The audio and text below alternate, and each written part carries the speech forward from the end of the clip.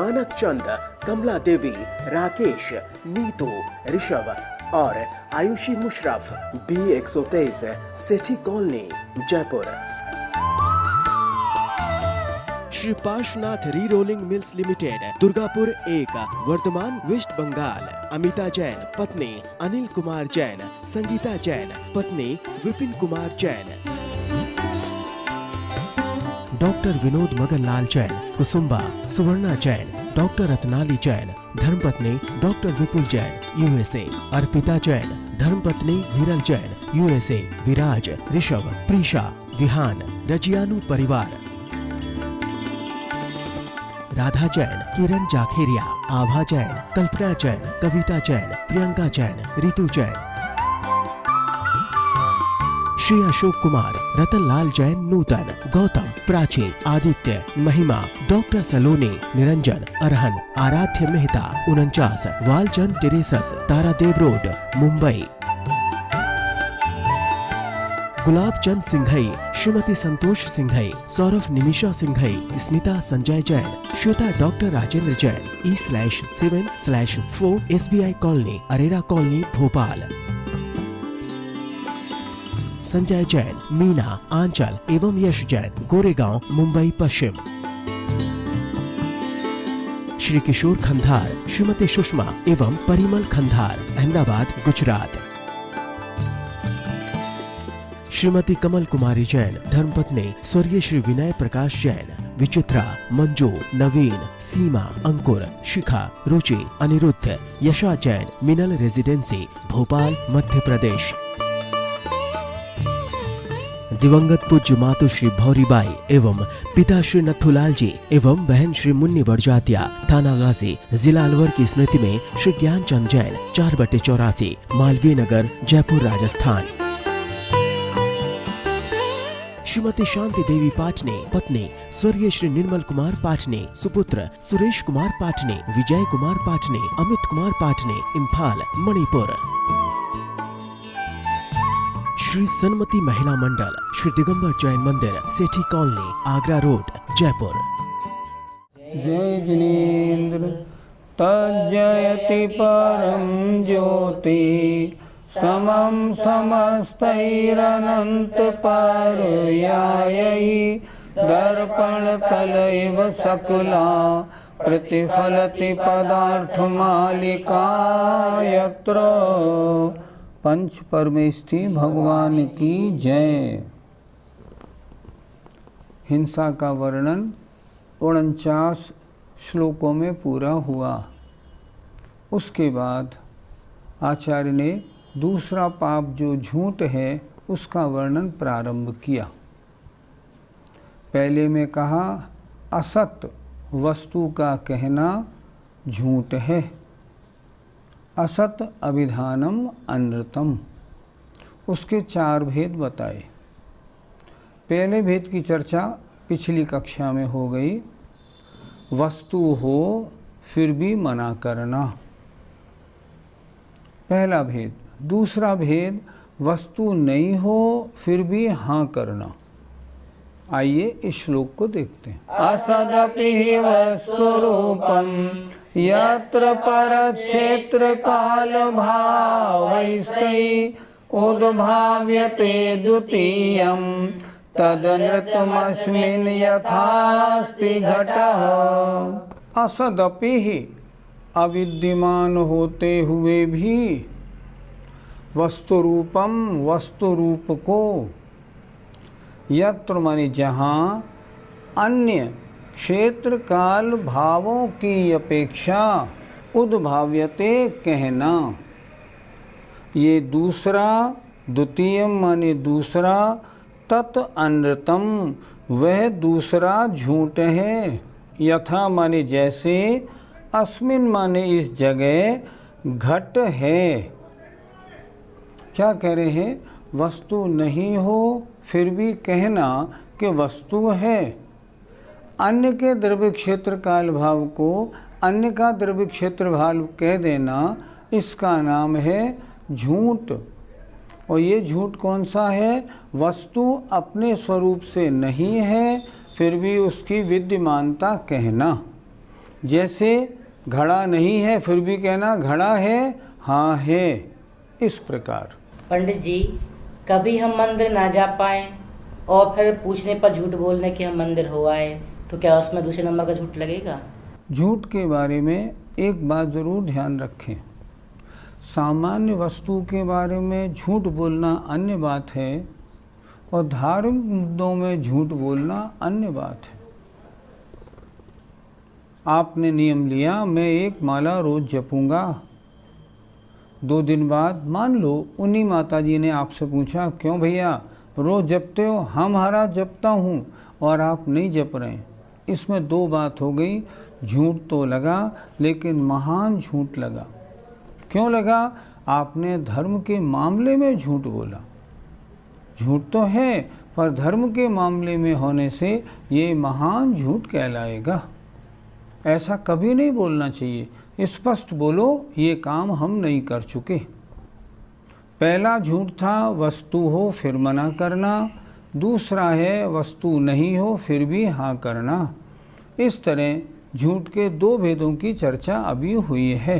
पंडित जी, इस तरह की बातें तो दिन में 2-4 बार हो ही जाती हैं, तो क्या इसका भी झूठ का पाप लगेगा? हाँ बिल्कुल, आपने हंसी मजाक में कषायवश अगर कहीं भी ना को हाँ बोला है ना तो उसमें झूठ लगेगा, और ये दूसरे नंबर का झूठ वहाँ लागू होता है, ये भी पाप है। फिर क्या करें? ये तो दिन में हो ही जाता है, हो नहीं जाता है, अपनी वाणी पर संयम रखें। इसीलिए कहा गया है कम बोलना सबसे अच्छा होता है। मऊखर्य ये सत्यानुव्रत का एक दोष है। मऊखर्य माने फालतू बोलना, ज़्यादा बोलने में झूठ बहुत बोलने में आता है। आप कितना बोलें? थोड़ा बोलें, मीठा बोलें और सत्य बोलें, ऐसा अभ्यास डालें। ऐसा अभ्यास डालेंगे तब झूठ से बचेंगे, अन्यथा तो झूठ हो ही जाएगा। इसलिए जीवन में सच बोलने का प्रयास करना चाहिए।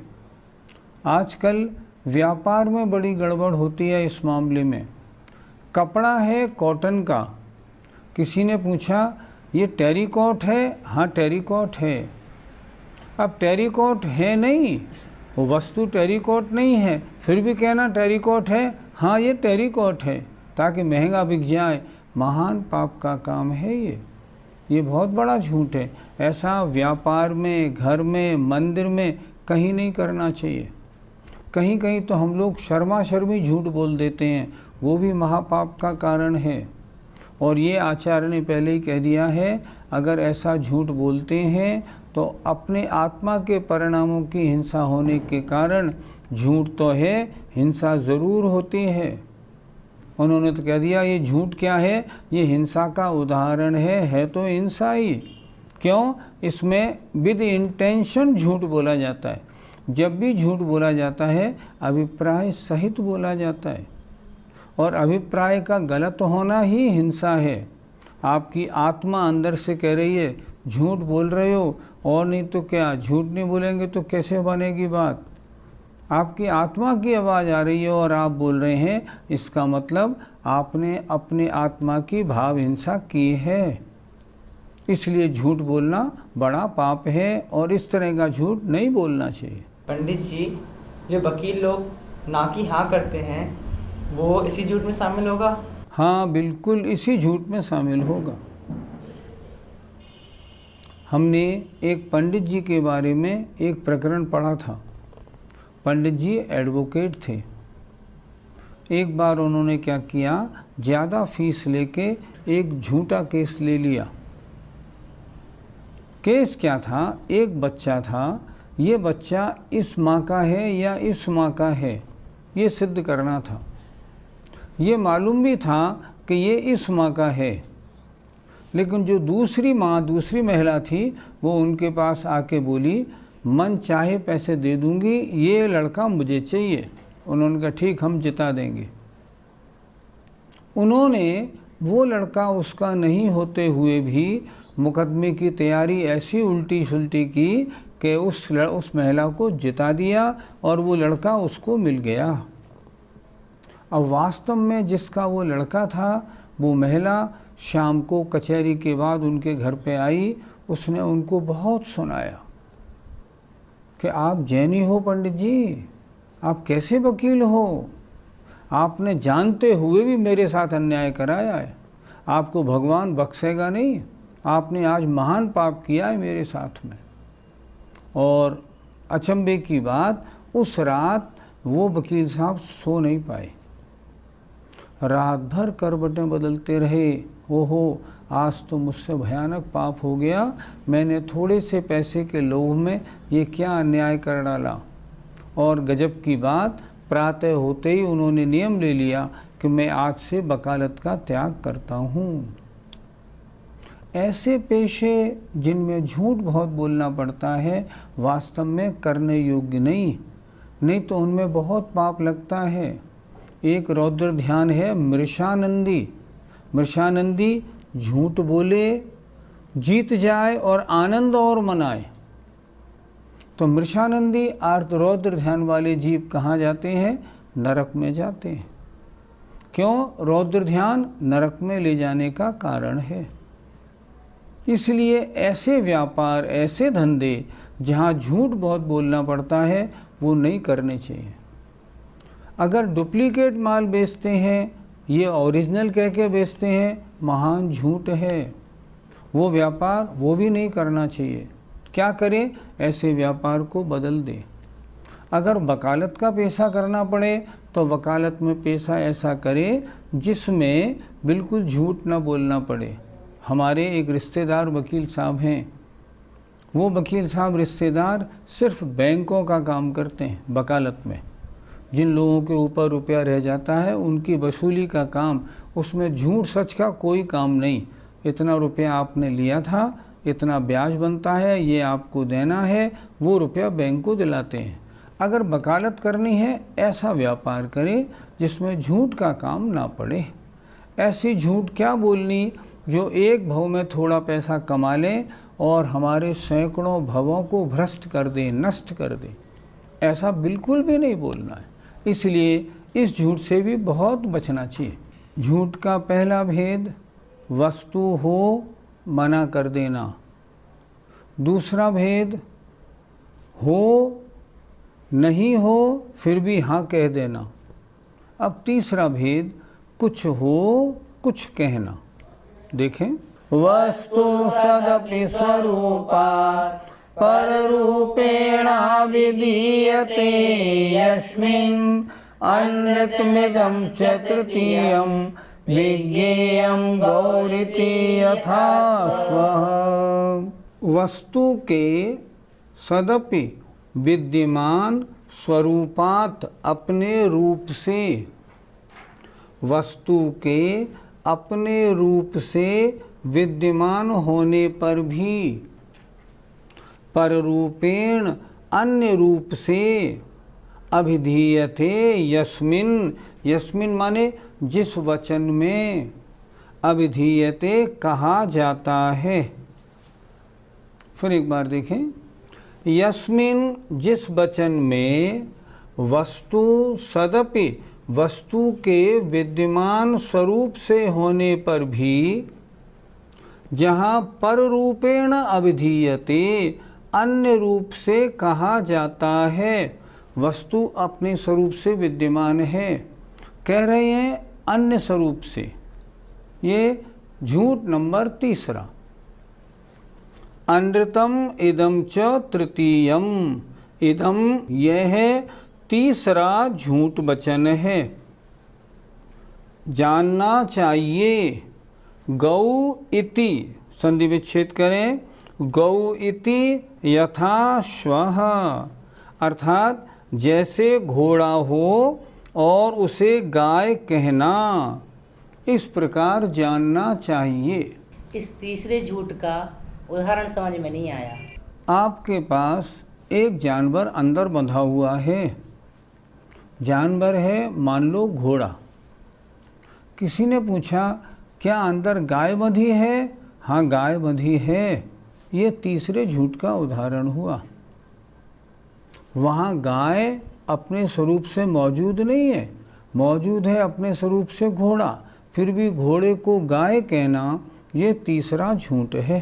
पंडित जी, झूठ बोलने में क्या अलग अलग प्रकार का पाप लगता है? एक सामान्य झूठ जिसकी कोई विशेष कीमत नहीं, और एक विशेष झूठ जिसकी बहुत बड़ी कीमत है। हमने उदाहरण दिया था ना कि उन दो महिलाओं में से एक बच्चे को बात मुकदमा चल रहा था, उस बच्चे को एक जो माँ नहीं थी उसको दिलवा देना कहने के बाद ये महान झूठ है। क्यों? इसमें तो बहुत गड़बड़ हो गई, उसमें घोर पाप लगेगा। और एक सामान्य सी बात हुई, जैसे आप आए हैं 7 बजे, किसी ने पूछा आप कितने बजे आए थे? मैं 6:30 पे आ गया था। इससे कोई विशेष नुकसान होने वाला नहीं। इसलिए ये झूठ जो है ना, ये झूठ कम पाप वाला माना जाएगा, हल्का माना जाएगा, और वो झूठ बहुत बड़ा माना जाएगा। वकीलों में क्या होता है, जितने मुकदमे, जितने झूठ ज़्यादा, जिनमें झूठों को सच कराने का जहाँ मुद्दा होता है वहाँ फीस बहुत मिलती है। तो जो उस काम को करते हैं उनकी अगली गति कौन सी होनी है मालूम नहीं, कौन सी गति होगी। जो है उसको वो ही बोलो ना, है कुछ, कह रहे हैं कुछ, सिद्ध कर रहे हैं कुछ, ये बहुत बड़ी गड़बड़ है। इसलिए ऐसा व्यापार नहीं करना चाहिए। पंडित जी, डालडा घी को असली घी कहकर बेचना क्या इस झूठ में आएगा? ये झूठ में भी आएगा और चोरी में भी आएगा, क्योंकि एक चोरी का दोष लिखा है प्रतिरूपक व्यवहारः। समान दिखने वाली दो वस्तुओं में कुछ को कुछ कह के, सस्ते वाली को महंगी वाली कह के बेच देना। है तो डालडा, लेकिन उसे असली कह के बेचना, इसका नाम चोरी है और झूठ भी है, दोनों हैं। इसलिए ये बात बहुत गलत, इसको बिल्कुल नहीं करना चाहिए।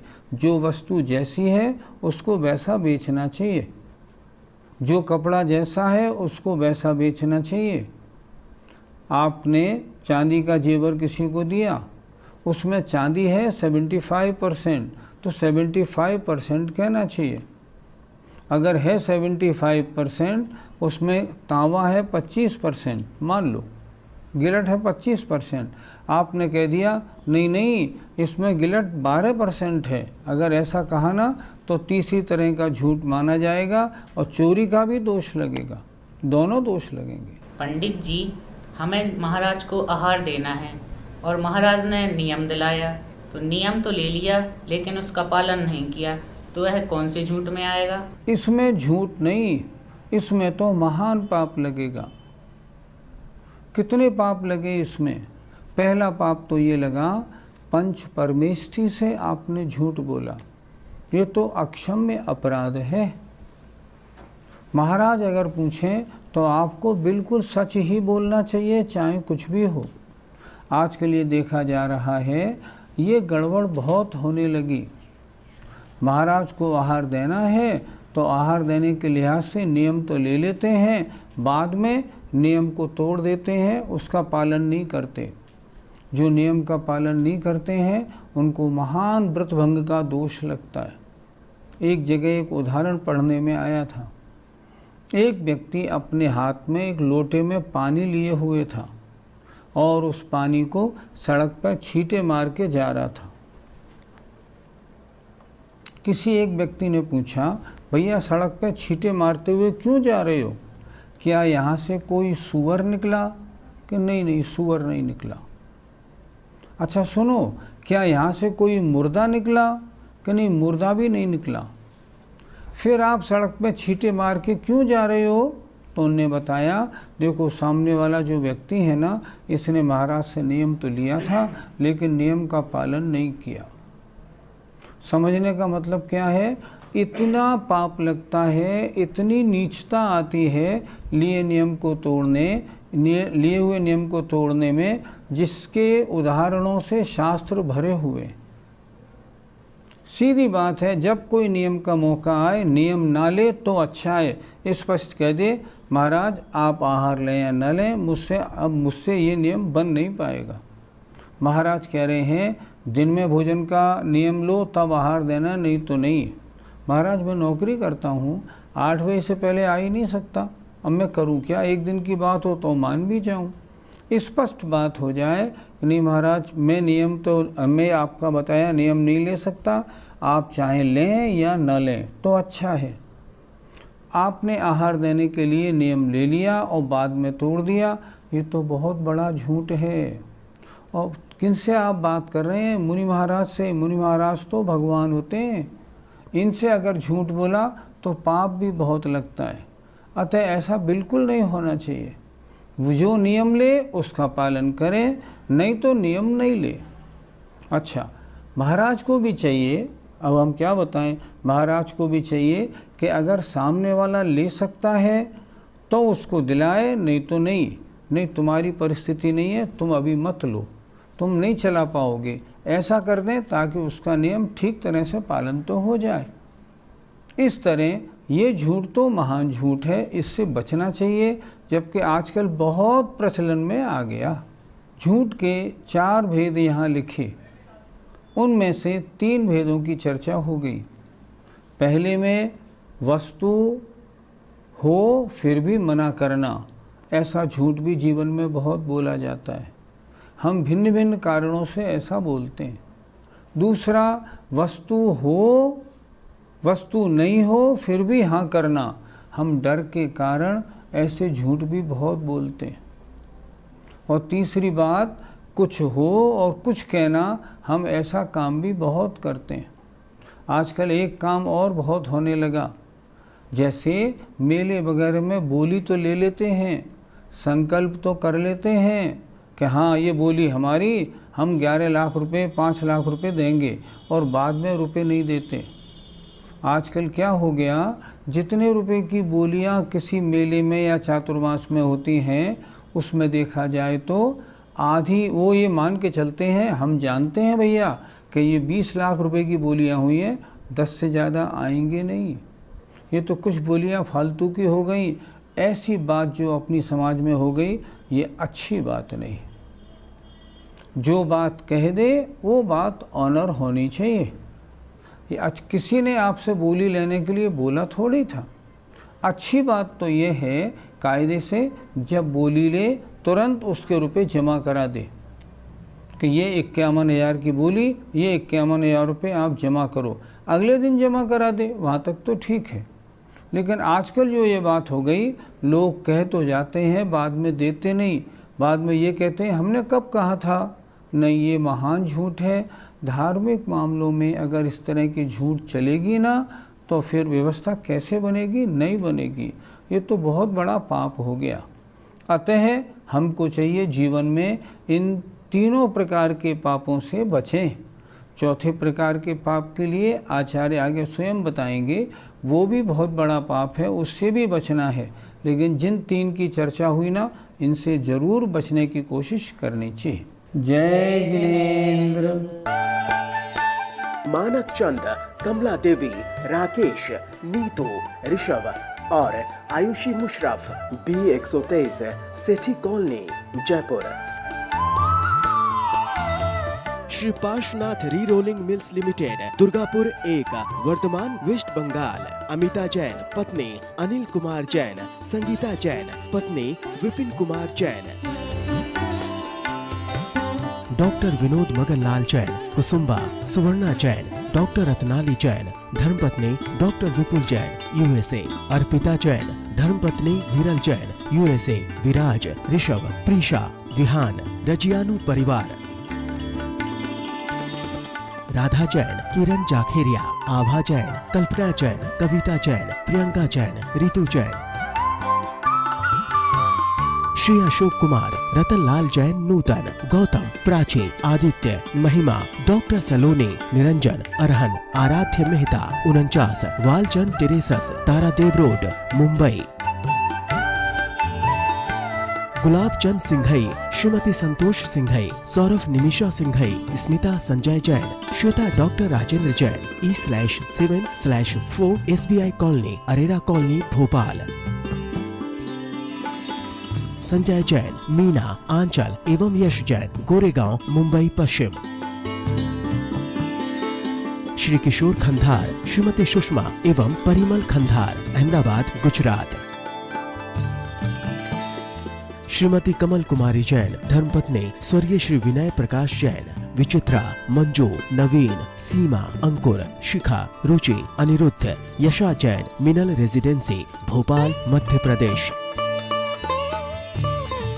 दिवंगत पूज्य मातु श्री भौरीबाई एवं पिता श्री नथुलाल जी एवं बहन श्री मुन्नी बड़जातिया, थाना गाजी, जिला अलवर की स्मृति में श्री ज्ञानचंद जैन, 4/84, मालवीय नगर, जयपुर, राजस्थान। श्रीमती शांति देवी पाटने, पत्नी स्वर्गीय श्री निर्मल कुमार पाटने, सुपुत्र सुरेश कुमार पाटने, विजय कुमार पाटने, अमित कुमार पाटने, इम्फाल, मणिपुर। श्री सन्मति महिला मंडल, श्री दिगंबर जैन मंदिर, सेठी कॉलोनी, आगरा रोड, जयपुर।